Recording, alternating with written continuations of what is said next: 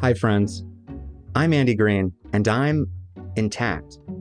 In this episode, we'll find out exactly what that means and test my knowledge of circumcision with a true-false quiz that reveals the myths and history around the procedure. You can play along if you like, because this is the Naked Man Podcast. This week, we're making Naked Man history with our first episode featuring two guests. First up is Georganne Chapin, CEO and founding executive director of Intact America, the largest national organization working to end child genital cutting in this country. Georganne has a BA in anthropology from Barnard College, an MPhil in sociomedical sciences from Columbia University, and a JD from Pace University School of Law, with certificates in health law and international law. She's taught health law and bioethics, and today it's going to all come together to focus on Georganne's mission to end the routine circumcision of baby boys in America. And we're going to do so with the help of Willy Kaye, a gentleman healer who has worked as a counselor, teacher, and massage therapist, and is a certified advanced Rolfer. And I didn't know what Rolfing was until I visited Willy's website, and it sounds like a whole other episode, another adventure that I want to go on. It's a system for improving human physical structure and function by slowly stretching and freeing the connective tissue. And after studying with Dr. Ida Rolf through the Rolf Institute, Willy has helped his clients with physical and emotional trauma for over 35 years. Willy is a circumcision survivor, a man bravely joining us today to tell his story, a story that I've needed to hear for 35 years. So Georganne Chapin and Willy Kaye, welcome to the Naked Man Podcast. Thanks, Andy. Thanks for having me and Willy together. I think it's great. Yeah. Great combination. It seems like we have all the ingredients we need for this conversation. And I'm really, I said to both of you that this conversation in some way is the scariest one for me, even though it's like, I don't actually feel scary in this moment, but talking about penises, talking about foreskin or circumcision, when I entered therapy, that was the scariest thing for me to talk about. Like, I was shaking, admitting that I was intact, and how I would say it was that I was uncircumcised, which, as I was told, that's not the way, and even in the way you say that, I'm uncircumcised, I'm saying that something is sort of wrong with me and how I thought about myself. And so I just wanted to sort of lay that there to start, and just thank you so much for being here to, I think, maybe soothe and educate the child Andy, who is too afraid to look up stuff on the internet, honestly. I think it's so interesting. In all the years I've been doing this work, I have not talked to somebody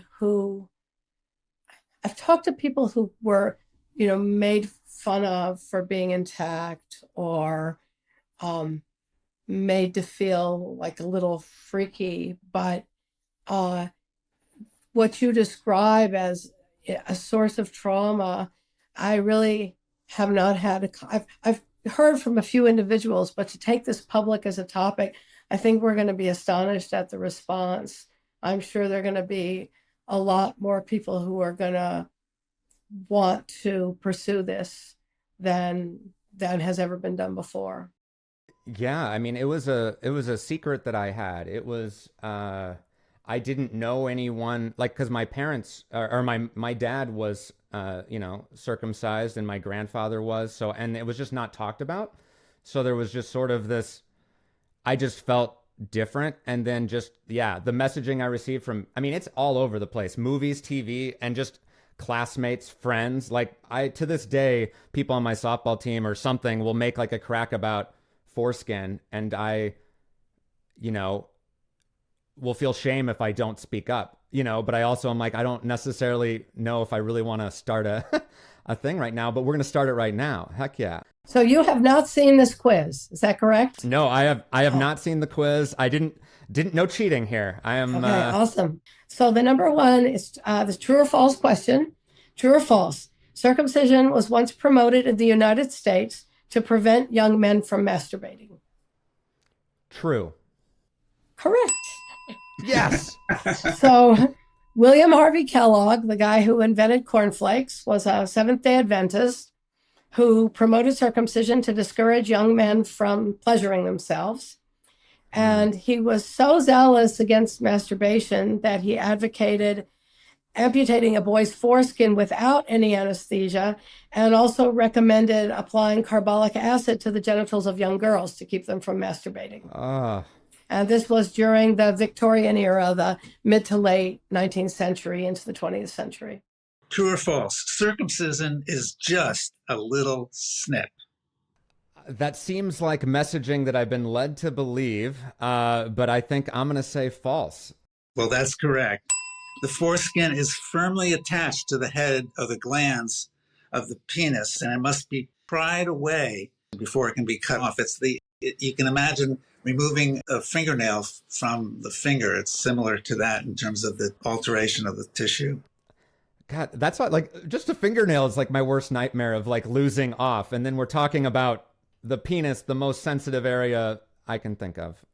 Well, the next one is a little related. So the next one is true or false. Babies don't feel pain.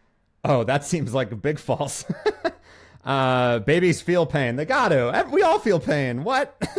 You know how many decades doctors claim that babies didn't feel pain? And it's been one of the excuses that no kind of analgesic was ever used for circumcision until fairly recently. They would just immobilize the baby and carve away. Ooh. Here's another question for you.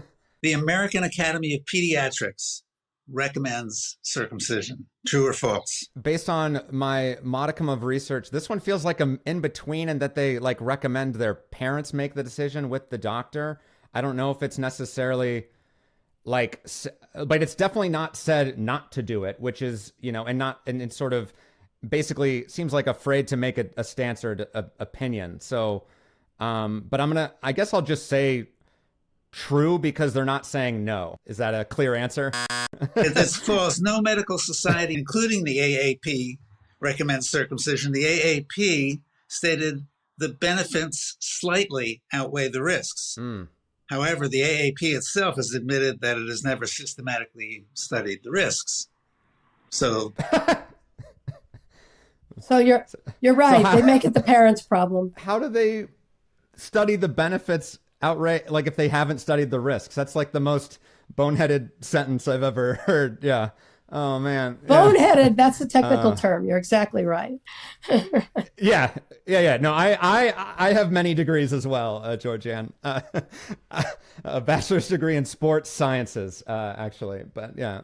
True or false? The United States is the only Western developed country that routinely cuts the genitals of baby boys. I will say true to that. That is true. Yeah, I think I've lived the somehow feeling like I was and this is I'm a white dude, and I thought this was like I was and that's my privilege, but the like having foreskin felt like a rare thing because it was never, I don't know, I just didn't see it around. And so that like and it's also growing up without the internet. and now being like, oh, okay, yeah, the world is a much bigger place than the US, thank God. 80% of the men in the world are intact. 80%. 80%. Wow. Almost all European countries, most Asian countries, with the exception of the Philippines, and the exception in terms of countries where it's routinely done is in the Middle East and some in Africa. True or false? A baby boy's foreskin must be pulled back to clean under it. I have a visceral memory of my pediatrician like teaching me or helping me how to pee with my foreskin, and that like I needed to pull it back because I kept sort of making messes after peeing, like I was done but not done, if that makes sense. So like that, but I mean, I feel like it's false. Like I feel like the foreskin also like self cleans, but that. So yeah, I'm gonna say false, but I think there's something in there that like pinged for me as well. Right, you're right that it's false.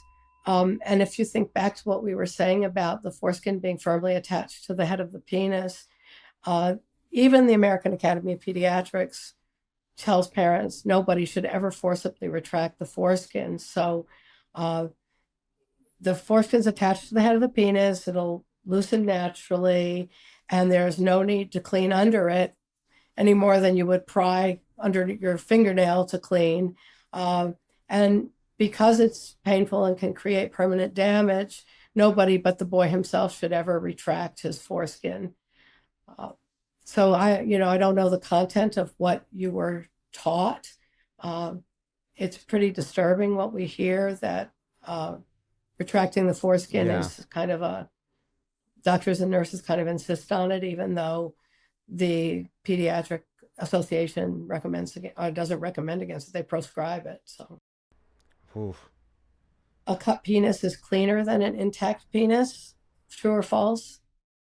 I definitely was told that so many times. True. I'm going to say false. And that, I think me feeling dirty was like a big thing growing up. Yeah. So cleaning an intact baby boy's penis is no different. Just dipping him in the water and drying him off. There's no extra work involved in cleaning an intact boy's penis. And in terms of recently circumcised penis, there's absolutely, I like to say, there's nothing clean about a open wound in a dirty diaper, which is what you're doing when you circumcise an infant.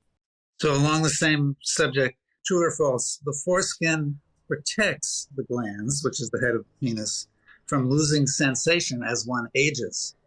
True.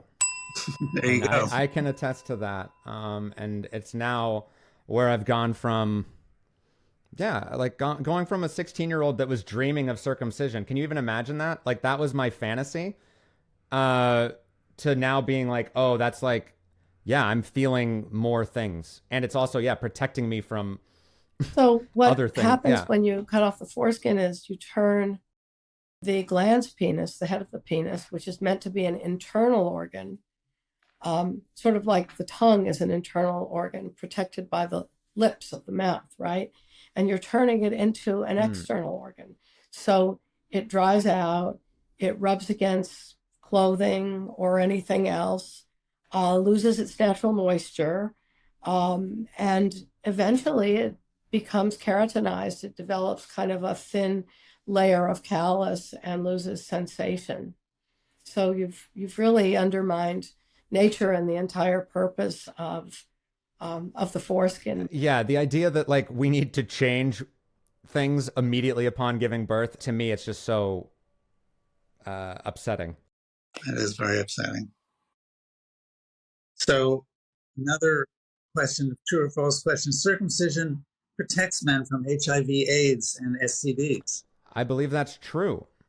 Well, or I mean, I don't know. Well, I don't know. I don't necessarily want to say that means oh, you're I'm going to say true, but maybe in a small thing. It's not like you're immune to AIDS if you have foreskin. It's false. Okay. It's okay. false. Yeah. I wanted to. A Canadian study showed that circumcised men contracted HIV at the same rate as intact men. Okay. And also that European men who are intact have lower rates of HIV infection than American men. So it doesn't do the job. So here's another one about risk. Circumcision lowers risk of contracting penile cancer. True or false? Well, now I'm sheepish about saying true after the last one because I feel stupid. So, but now I'm I don't know. Cutting it doesn't feel healthy, so maybe it does. But I'm just gonna say true to be consistently wrong. Let's see. And guess what? It's false. Yeah. I knew it. But you can be forgiven for not being 100% clear on this. For one thing, penile cancer, which is thrown out there as a justification for circumcising every baby boy, is one of the rarest cancers around. Only 1 out of 100,000 men will ever develop penile cancer.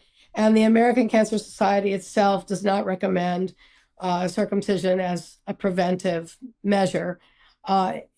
Again, 1 out of 100,000 men will get penile cancer. 1 out of 8 women will get breast cancer. And we certainly don't go lopping off baby girls' breasts to prevent that kind of cancer.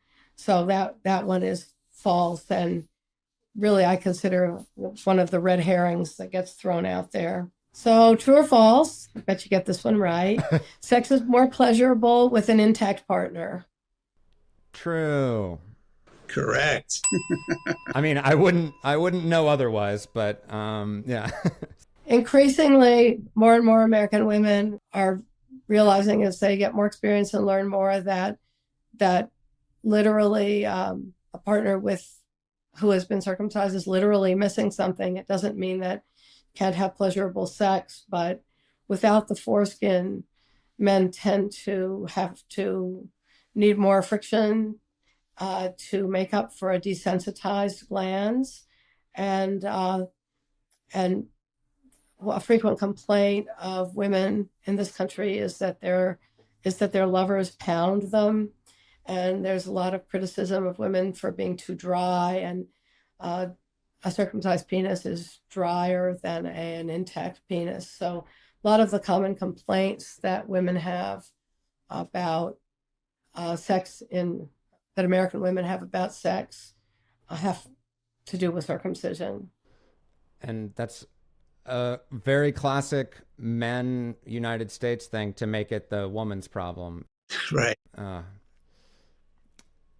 the next question is, circumcision makes the penis smaller, true or false? I mean, if this was true, it'd be the best, like in the sad way for like marketing campaign. That would be the best marketing campaign for, toxic masculinity. Like, oh, you'll have a bigger penis if you don't.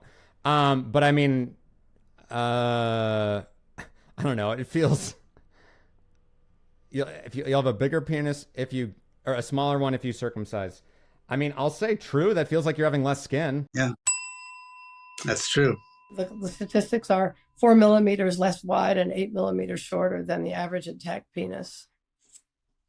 And you're right, that should be enough to make people not do it, but people will argue you to the death. No, the circumcising penis doesn't make it smaller. And, the answer is like if you cut the crust off of bread, and weigh it before and after, is it going to be the same weight, the same size? Of course it makes it smaller. Yeah.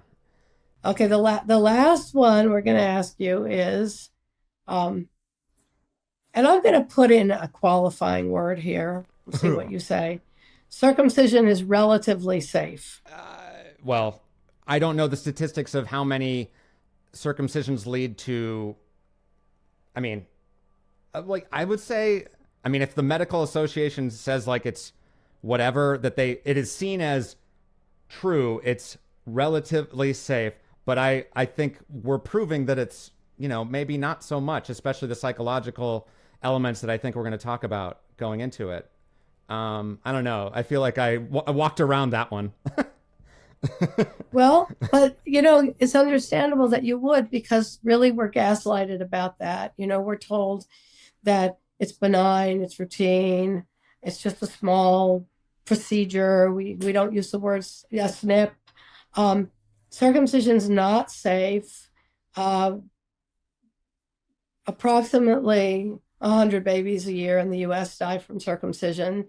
The causes of death are usually spelled out as hemorrhage or infection.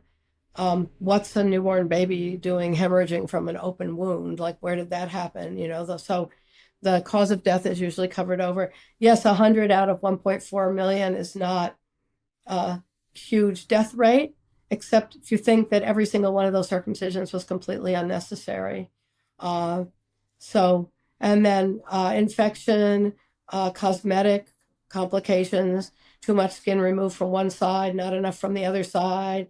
Baby's got to be taken back to clean up that surgery. And then one of the most common complications from circumcision is called meatal stenosis. And that is when the meatus, the opening of the urethra, closes up. And it can happen anytime in a child or man's life, and it only occurs among circumcised men, and it is relatively common, and it can lead to death if it's not picked up, say, for example, in an infant, if an infant stops being able to urinate. But if it's caught, it involves taking the person back into the hospital and having the reopened essentially in a tiny baby with a scalpel, and a grown man it's a much more extensive surgery. So it's not safe, and again, every single complication is completely unnecessary, because the circumcision shouldn't have happened in the first place. Right. And that's, I think, where this all goes. Like, there's, ways to talk around it, I suppose. But if the idea is that there's no reason to do it, any risk, anything that is added, or any detriment, you're choosing detriments onto your child. That's what you're doing, or the potential or possibility, or whatever it is. Yeah. Whew. So that's all we have for the quiz. It was a long quiz, but thank you. I think in answering them, you touched on so many things that are, how complex some of these statements are and how complex some of the answers are. So that's great. Well, and thank you. And thank you for administering it. And I think also, it sort of uncovers some of the biases in my brain still, or the things that I'm like even afraid to sort of admit or believe, or that I've been told, and sort of, it's hard to know which is true, growing up in the US a lot of times. I think but I wanted to give space to you, Willy, and to sort of, because I don't want it to sound, because I come on saying like, oh, I have trauma from not having this thing. And I don't want it, like, I think it's a whole different thing. And I think what I have come around on is being so proud of who I am, and that it's taken me 35 years to be able to do a podcast that say, hey, I am an intact boy. But I just wanted to, like, Willy, I know that you are a circumcision survivor, and that you have a story around, like, sort of discovering that, your penis was not the natural penis you were born with. And I'm just really curious how that came about, and if you could share that with us. Sure. My understanding of circumcision was very much in terms of education. Growing up, I just thought I was me. I didn't even know that I was or wasn't circumcised. It was just never talked about particularly. I maybe heard about it, but didn't think about it, because everybody, quote unquote, was circumcised. And everybody around me was. And so that's just kind of the way it was. And then in my early 20s, I began to study body psychotherapy and trauma therapy, and I became aware that, wait a minute, here's this procedure that happens to an infant that has to be traumatic. There's no reason for it, and it didn't take me long to realize that it was, peculiar to our culture, and that it didn't happen in most other places. Most boys were intact, but that was, and then soon thereafter, there was an anti-circumcision movement that was just being born in this country, and it was born by Marilyn Milos. And I remember getting one of her first newsletters, and it educated me further. And I was sold. I was saying, this is a trauma. This is not something that should be done. Whenever I had a chance, of course, I didn't have friends that were having too many children at that age. It's just in my early 20s, but whenever I had a chance, I advocated or spoke against it. And I felt that was on the right side of the argument, and that was fine. And that went on for 30 years or maybe more. And then one day along the pike, I was rolfing, and I had younger colleagues who were, I was mentoring some of them and helping them and befriending them. And one of them was this woman who Georganne now knows, named Ruthie Fraser, who's a rolfing practitioner in Hudson, New York, and she became pregnant. And she said, "My back's killing me. You work on my back?" And I said, "Sure, come on over." And she said, "Hey, we just got our sonogram and we found out we're having a boy." And I just said, didn't hold myself back. I said, "Ruthie, what are you going to do about circumcision?" Because I was close with her. She could handle a question like that. And she looked at me, and with a well of emotion that was stronger than anything I'd ever seen in her, she said, "No fucking way am I going to have that done to my kid." And at that moment, for the first time in my life, I realized that I was circumcised. In other words, I realized that I had been circumcised.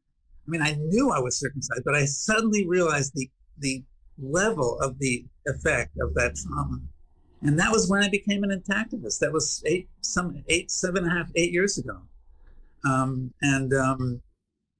That's what it switched, and I became much more engaged in this dialogue because I suddenly realized, like, this is something that happened to me. And I started then re-examining all these things that had happened to me in the light of what I knew cognitively, but not hadn't accepted experientially, was this trauma that I had carried through. And then, you start to see it, and boy, there's a lot to see. And there's a lot to see in our culture. There's a lot to see in how men and women relate to each other in this culture. Georganne touched on it before about how men blame women for bad sex. It's like there is a lot, and I've done all of those things, in the blindness of the men being, buffaloed by our cultural attitudes. And so that was how I kind of woke up to this process. And the depth of the effects are, I think, we're only beginning to understand them. And, the research that's being done on PTSD and on trauma, it's only beginning now to understand what happens to the brain with an early trauma. And anyway, so that was how I became a born again intactivist. I was literally born again. So thank you so much for sharing. And it makes so much sense that, you didn't see yourself as one of them, but also sort of you were pro it. And then it was just sort of like, you're joining the activism, joining the fight, but also it's sort of like you were then ready to experience, like what you said, the emotions, the feelings it's of just that. Deeply profound. It's affected every aspect of my life. And previously, I thought I was just on the right side of an argument, of a moral and ethical argument, which I still am. But you are one of the men that have been wounded by. We people who worked in this field, as Georganne says, in the sex business, the penis business. We hear extraordinary stories, and sometimes they're what comes to mind is our culture. When I was campaigning on the street and talking to people once, this woman came up to me who was Vietnamese, and she said, we came as refugees at the end of the war, and when we were brought to this country, they took my mother and father, and they said we have to circumcise this boy to make him American. She was just sharing this to me because she knew we were out there campaigning against circumcision. So the nonsense of this procedure is really deeply embedded in our medical culture and our culture. Yeah, our culture itself. It's an American thing, a wound badge, a shared trauma, like some sort of. But like to me, it feels very like indicative of a lot of the PTSD that you're saying, and that we're just only uncovering that, but also just like there's just growing up with that, and that we're taking, it seems like to me, as the person that I think it felt like men in my life that had been circumcised were not consciously sending that to people that had foreskin that were intact. Sort of the idea of like, and that's why I thought I was the wrong one. You didn't fit in because everybody else was traumatized. You were like the guy walking around who hadn't been, swallowed up by the invasion of the body snatchers. And it made me feel like there was something wrong with me for not being a part of this. Why was my body not snatched? If even like my dad, my grandpa, or whatever, or if movies and TV, like, women also are, I'm sure it was written by men, but like women are saying how gross foreskin is in movies, and I still see that and stuff. And it always triggers me. Cards Against Humanity has a card, foreskin as a card. And I've played that game a lot. And every time foreskin is played, including by like a partner of mine, it has been like met with ew and gross or and it's like, yes, it's part of the collective, like we're making a joke about it, but it's just like, it's mind-boggling to me that is how it's like brainwashing, right? It feels like we've taught foreskin to be this gross, terrible thing to the people that have had it severed. I think it's really important to say here that this is not just sort of a passive cultural evolution that took place. This is a very engineered industry, and none of this is accidental, including what you so perfectly identified as the American Academy of Pediatrics kind of waffling all over the place and intentionally creating confusion about, is it good? Is it bad? Well, we don't really know. Well, it doesn't really hurt anybody. Well, the benefits outweigh the risks.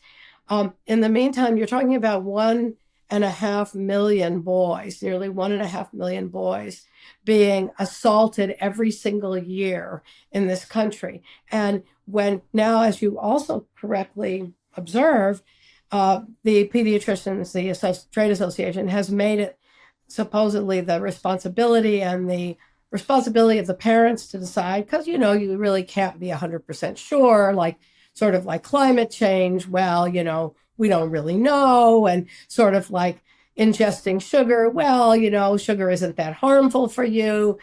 Cigarettes before David Kessler. Right. All of this obfuscation and confusion mixed in with, well, but the parents wanted, it makes people happy. The boys will be ridiculed if they don't get circumcised. So all of this is intentionally created. And if you have any doubt about it, Intact America has done surveys that show that women who give birth are asked an average of 8.4 times if they plan to circumcise. Now, if it was really the parents' desire, as the American Academy of Pediatrics professes, why do you have to ask them 8 times? If it was really thought that you shouldn't be retracting baby boys' foreskins, why isn't somebody sending out an all-points bulletin to every emergency room and pediatric practice all over the country and saying, it's medical malpractice to forcibly retract a boy's foreskin? These practices are endemic, and they're paid for. Every single medical procedure in this country is paid for on a fee-for-service basis. Somebody gets to bill for it. If you think of 1.4 million circumcisions, the amount of medical equipment alone, gauze, Vaseline, hemostats, clamps, one-time circumcision kits that will then go into the landfill. You're talking about, we've calculated, close to a $6 billion industry. So this is not just like, oh, well, it's kind of evolved. It's part of American culture. It was part of Anglophone culture in England and Australia and New Zealand and Canada. Canada still has some vestiges of it. All the other English-speaking countries have given it up. They gave it up when they got national health insurance programs. So this is a real concerted effort to continue to make Americans cut their kids. So many things. Georganne, thank you for, I think, layering it and coloring it in and giving us even more context. That, to me, it's just like, because it's like, yeah, it's symptomatic of all the other stuff I think that we're facing. I mean, you mentioned climate change, you mentioned all the other things too, but it's the idea that it's capitalism again. It's money making that we're putting above health or safety or just the well-being of our kids, and using it. And yeah, $6 billion and the equipment, the landfill. So there's an environmental price, and it's all, and I think it also, you mentioned, Dr. Kellogg, or not Dr. Kellogg. Why am I giving him a doctorate? Yeah, he was a doctor. Or is he a doctor? Yeah. I want to take it away, I guess, is why I said that. That he, it was started also as a detriment to masturbation. And so that there's also this sort of like puritanical element to it as well, right? It's this like, because we're deeply uncomfortable of talking about sex and penises. And that's why I didn't, this is not new. This was 20 years ago. I was not knowing how to talk about these things. Or a year ago. And the irony is that you as an intact man are embarrassed to talk about your penis, and a circumcised man is embarrassed to talk about his penis and his trauma. We have so effectively, and women don't know much, they they're not told the facts either. So we have effectively shut down. We're doing this thing to 1.5 million babies a year. And those babies will grow up to be men with incomplete penises. And we are doing everything possible, not me and not Willy and not you, but the medical industry is doing everything possible to shut down these conversations. Combine it with the vilification of men expressing emotions around this, right? Like, oh, come on, get over it. It's not that bad. How could you possibly remember it? You should be happy. Everybody else, nobody else is complaining. I mean, I've heard in the 20 years since I've been an activist, and I have actually a similar story from Willy. For decades, I talked to my friends and relatives, told them not to circumcise their children, but I became an activist when my son, 18 at the time, thanked me for not having him circumcised. And it was like, I had that epiphany. Oh my gosh. I always thought it was a mean thing to do to a baby. And here's this mature guy, my son, thanking me, and all the things that went into him thanking me that we didn't articulate at the time. But, that was, so in the 20 years since I've been an outspoken activist, I've heard thousands of times, well, I never heard anybody complain. It's like, well, I have, or here, this is my friend Willy, he's complaining, this is so-and-so. Read the Voices column in IntactAmerica.org. There are every day more men coming out and saying, this is terrible. This stinks. This should never have been done to me. I'm furious. I'm hurt. I was harmed. I was violated. So finally, these conversations like the one that you're hosting now are so important, because there will be people watching this who will have Willy's experience, your experience, Andy, my experience, which is like, I lived for decades without realizing this stuff. And now we're speaking the truth. It's easy to see that something's wrong and to be against it. Then you're on the right side of an argument. But if that vision includes that you were hurt, then you have to accept the fact that you've been damaged. And what effect is that? And that is a much bigger hill to climb. And I think that's why it's so hard for us to get over this, because it's a very tough hill to climb. And if you notice, the medical industry has really effectively stopped. Their arguments are completely lame at this point, because there are studies that shows it doesn't prevent. I mean, the AIDS epidemic took off in this country. American cemeteries are full of men, circumcised men who died from AIDS, right? It doesn't prevent HIV. There are massive studies now. The Canadian study that Willy mentioned earlier, I believe it was 500,000 Canadian men that found absolutely no association between circumcision and HIV. And studies of the military have shown the same thing, no association between circumcision and other sexually transmitted diseases. We know it costs money. We know it takes up the personnel time of people who could be, during the COVID pandemic, the Surgeon General calls for suspending all elective surgeries, and every hospital in the country just kept cutting boys. Like, oh, well, that's not surgery, or that's just a little snip, or, they have it for every circumcision. There's a doctor doing the cutting. There's a nurse. There's the space. There's the equipment. There's the risk of a circumcision going south, hemorrhage, infection, all of those things. And you're doing that while people down the hall can't get a bed for fatal illness that's ravaging the country, and you're blithely cutting normal body parts off of babies. It just makes no sense. No. And it's all excused by, the parents want it.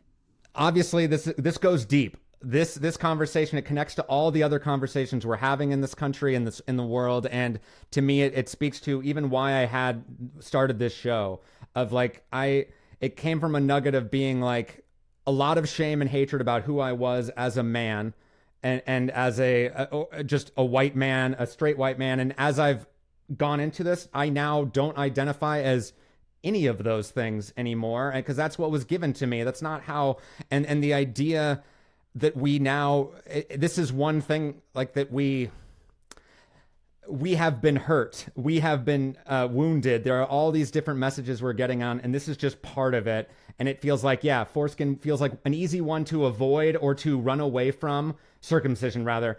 Like, because like you said, William, or Willie, it's easier to avoid that conversation. It's easier to not feel that you're wounded or part of that. And it's like, I think I just want to commend you both for what you're working, and Willie for joining the fight as well. And I want to say that, like, well, you've converted me. You know, I'm an intactivist now, and let me know how I can help. And I want to give you both the opportunity to tell the listeners and anyone watching how they can get involved, and also more about your book, Georganne, or how people can find you.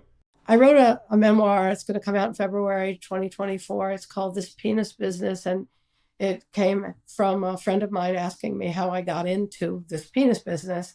And I needed to answer that because it's something that's been with me for I'm 70. It's been with me for 60 years when I witnessed my brother coming home from the hospital after being circumcised, my newborn brother. And then he had to be taken back to have his urethra opened, as I described earlier, with meatal stenosis.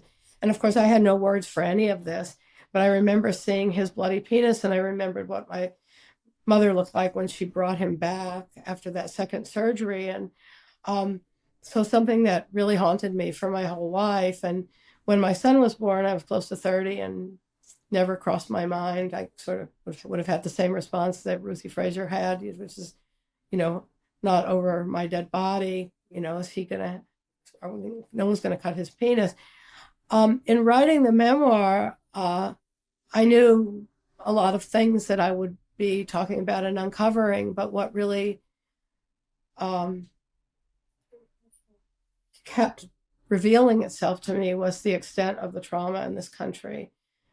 There's almost nobody. Everyone has a circumcision story, even the people who don't realize they have one. We have a campaign, Intact America campaign, called Skin in the Game, and our books are part of the promotion of that. We're just going to be launching it, and we did photo shoots so far in Atlanta and Dallas, and we asked people to come in if they wanted to talk about circumcision. And some people came, they were curious, and turned out they all have a circumcision story. Well, I never realized my grandson, they want to do a third surgery on him. He won't have anything left.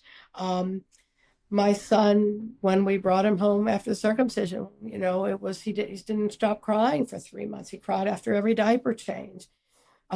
His bris was my son's bris was the worst day of my life. I couldn't get over it. So, and men would say, I've never been able to have sex the way nature meant for me to be able to have sex. I've never been able to father a child because my sexual dysfunction and my emotional dysfunction are so deep. And, these are things that I wish I never knew. I wish I never knew the depths of the depravity, the damage that cuts across everyone. Circumcision cuts across everyone in this society. And you talk to new immigrants who are convinced, Willie told the anecdote, convinced that they need to cut their sons, or they say yes because it's presented in this cheerful way and they don't even know what they're agreeing to. And all of a sudden they have a maimed child. So that's why I wrote my memoir. Marilyn Milos, who Willie mentioned earlier, the founder of the movement, wrote a memoir at the same time. Hers is called Please Don't Cut the Baby. They're both going to be released on February 4th. There will be soon pre-sale up on intactamerica.org, which is Intact America's main website, and also a website called Skin in the Game. And we will be also launching a complaint function probably around the time this podcast comes out, where people can send in their complaints about circumcision solicitation, circumcision complications, and forcible retraction. This is a huge problem. 1.5 million babies every year. Everyone in the child's life is impacted. the parent who agreed or didn't agree, and somehow the person who cut the child, the grandparents, the siblings, future partners, marriages that break up over it. It's massive. And we want to make the medical industry accountable for this huge violation, because that's where it comes from. You can blame the parents all you want, but if the parents wanted it, why are doctors trying to sell it so hard? And this is something that everybody can do something about, right? So Andy, I would assume you will become comfortable saying when you see somebody who's pregnant, hey, yes, hope you don't circumcise your son. We can all do something about this. We can not, doctors right now today could say, hey, I'm not doing that again. I'm never doing that again. Will that be easy for them to live with the damage they've created? No, but that's but they can do it. They can just walk away and say, nurses who set up the baby for circumcision, strap him down in the circumstraint, swab his genitals, lay out the tools. They can say, you know what? I'm not doing this anymore. There's a shortage of healthcare professionals. Find something else to do.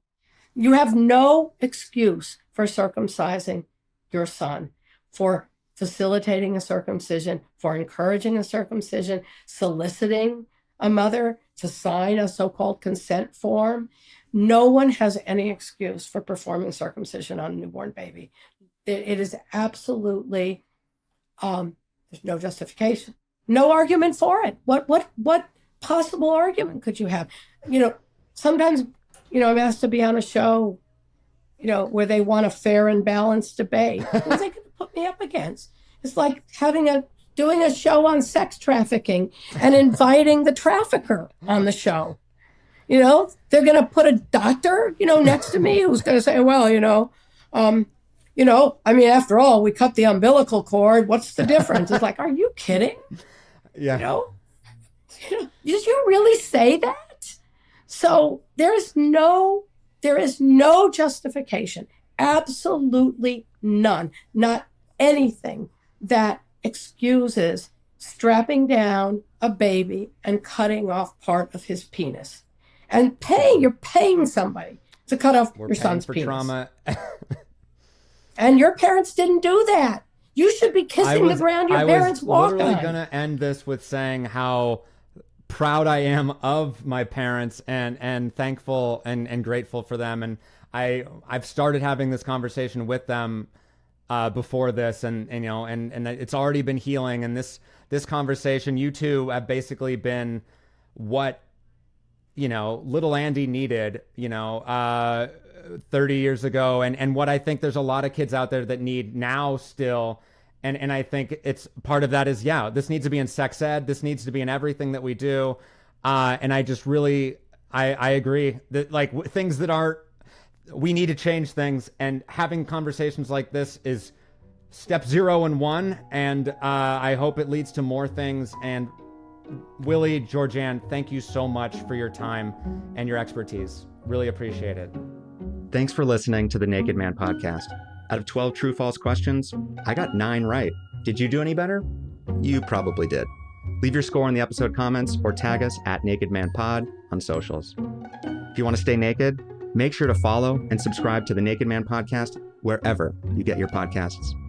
This episode was edited and produced by Freddie Beckley and hosted by me, Andy Green. Next time on the Naked Man podcast, I sit down with published author and certified somatic sex coach Rachel Overval to learn how to share my own fantasies and desires with sexual partners. In the meantime, as my dad always says, be sweet.